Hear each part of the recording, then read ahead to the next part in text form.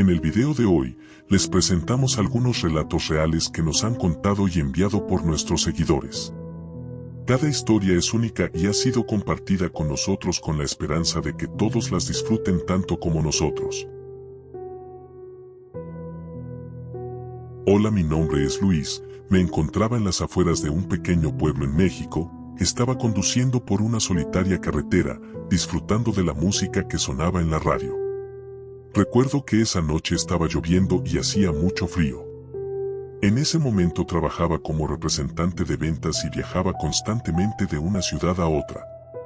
Esa noche, regresaba a Ciudad de México después de una larga semana de trabajo en Veracruz y estaba ansioso por ver a mi familia. Sin embargo, mi trayecto me llevaba por una ruta un poco solitaria y mucho más de noche, no había nadie. Mientras conducía por la carretera, vi una sombra en la banquina, era un niño, empapado por la lluvia, que parecía hacer señas para que me detuviera. Conmovido por la situación del chico ya que esa noche hacía mucho frío y por lo tarde que era, decidí parar y ofrecer llevarlo hasta su casa. El niño, de unos 12 años, subió al coche agradecido. Estaba vestido con un uniforme de fútbol y llevaba una pelota bajo el brazo. Lo saludé y comencé a hacerle preguntas para que el trayecto fuera menos incómodo. Hola, ¿cómo te llamas?, pregunté mientras retomaba la marcha. Me llamo Juan, estaba jugando al fútbol con mis amigos, pero la tormenta empezó de repente y me perdí tratando de volver a casa. No te preocupes, Juan. ¿Dónde vives? Puedo llevarte, no debes vivir muy lejos de aquí, le ofrecí amablemente. Vivo en Puebla, que queda en esta misma ruta. Mi familia debe estar muy preocupada, dijo el niño. A medida que avanzábamos, conversamos sobre temas variados. Juan me contó lo mucho que le gustaba el fútbol y cómo soñaba con ser un gran jugador algún día. Yo, entretenido, le contaba anécdotas de mi propia infancia. Después de un rato, la conversación tomó un giro inesperado. Sabes, esta carretera me trae muchos recuerdos. Hace algunos años, tuve un accidente aquí y nunca pude llegar a casa. Miré a Juan, esperando alguna explicación y que desmintiera lo que me acababa de decir, ya que pensé que era una broma de un niño. ¿Cómo que no llegaste a casa? Tuve un accidente jugando al fútbol con mis amigos. La pelota se fue a la carretera y cuando fui a buscarla, un coche me atropelló, me contestó. Giré la cabeza para mirarlo, pero ya no estaba allí. El asiento del copiloto estaba vacío.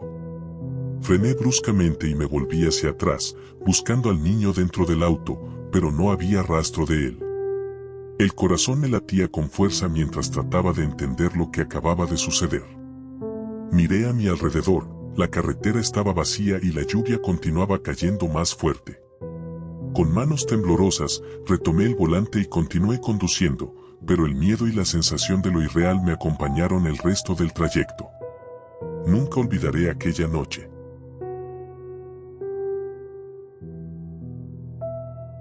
Mi nombre es Martín, y esta es la historia de un viaje por carretera que nunca olvidaré. Vivo en Buenos Aires y trabajo como ingeniero civil.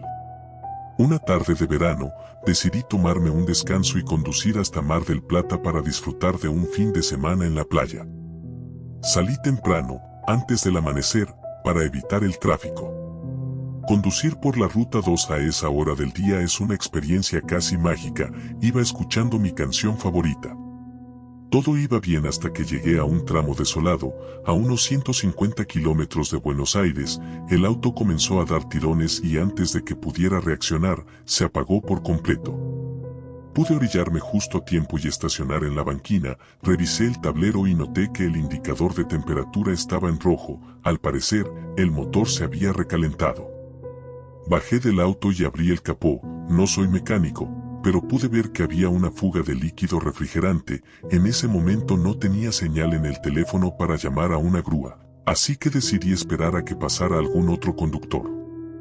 Por suerte, no pasó mucho tiempo antes de que un viejo Peugeot 504 se detuviera, el conductor era un hombre de unos 60 años, que se llamaba Carlos, se ofreció a ayudarme, resultó ser un mecánico jubilado que estaba en camino a visitar a su hija en Mar del Plata. Carlos inspeccionó el motor y confirmó mis sospechas. La manguera del radiador estaba rota, sin embargo, tenía una de repuesto en su maletero, junto con herramientas básicas. Pasamos la siguiente hora reemplazando la manguera y llenando el radiador con agua que Carlos llevaba en una garrafa. Mientras trabajábamos, charlamos sobre nuestras vidas, me contó sobre su taller, que ahora estaba cerrado, y sus nietos. Yo le hablé de mi trabajo y mis planes para el fin de semana. Una vez que terminamos, el auto arrancó sin problemas. Agradecido, intenté darle algo de dinero a Carlos por su ayuda, pero él se negó rotundamente y me contestó: "Para eso estoy, pibe", con una sonrisa antes de seguir su camino.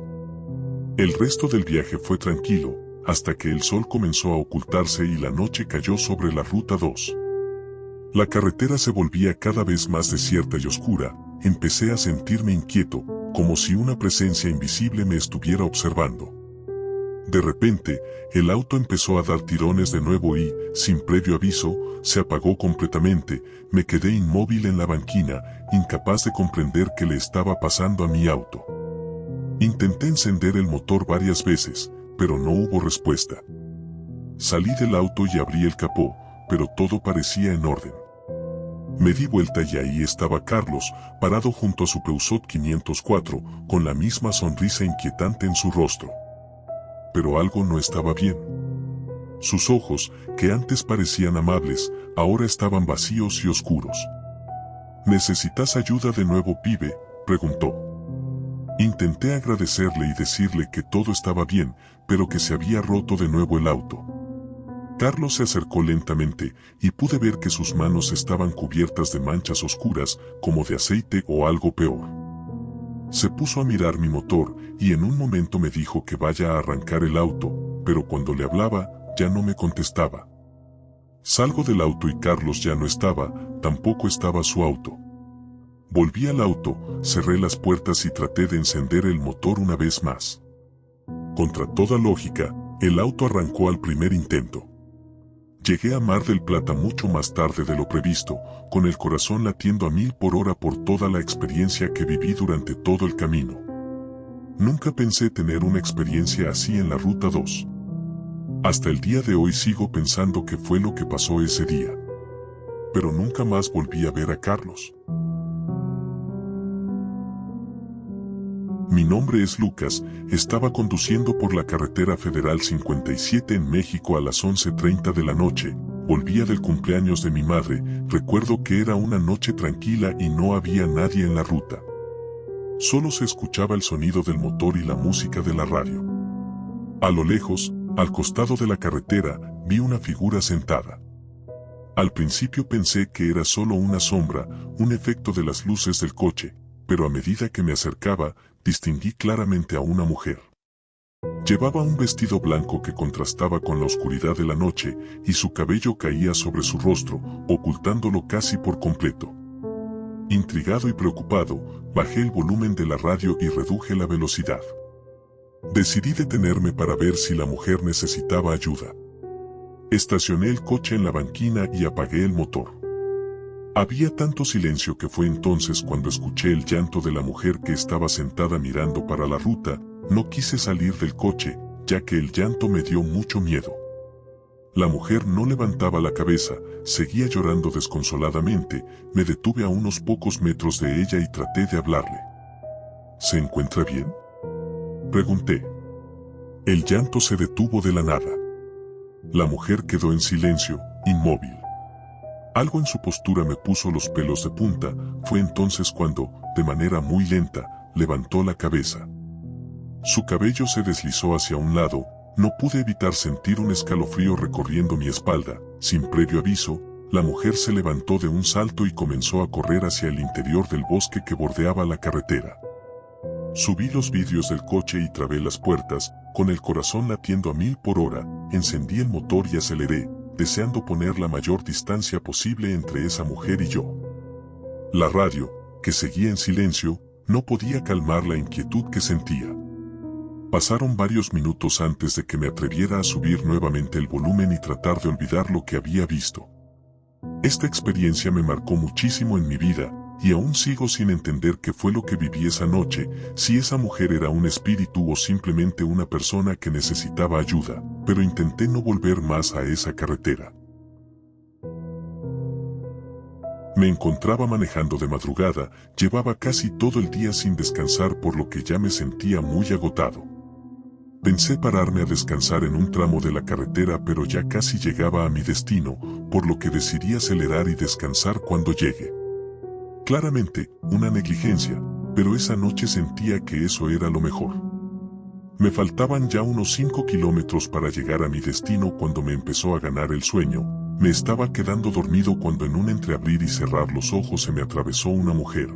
Traía una chamarra blanca y por un momento casi la atropello. Eso me hizo ponerme alerta y no quedarme dormido. Puse música para tratar de distraerme un poco, cuando veo que metros más adelante hay un accidente. Pasé por ahí y me quedé helado al ver de quién se trataba, pues era la misma mujer que metros atrás estuve a punto de atropellar. Lo supe porque traía exactamente la misma vestimenta. Su auto había volcado y estaba muerta en medio de la carretera.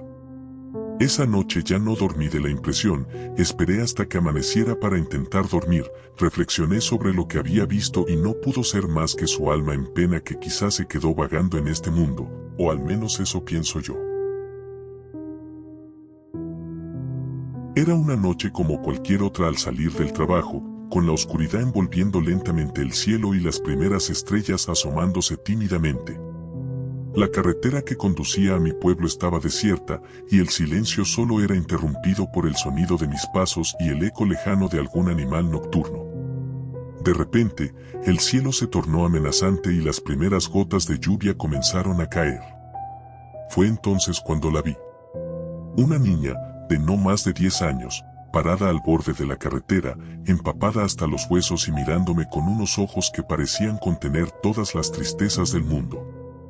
Apenas podía distinguirla entre el velo de la lluvia, pero su voz llegó clara y firme cuando me preguntó si podía acompañarla hasta la entrada del pueblo. Acepté sin dudarlo, movido por un instinto protector que no sabía que tenía. Durante el camino, hablamos de cosas triviales, de esas que se dicen para llenar el silencio, pero había algo en su tono, una seriedad antigua, que me hacía sentir incómodo. Al llegar a la entrada del pueblo, me giré para decirle algo, pero ya no estaba.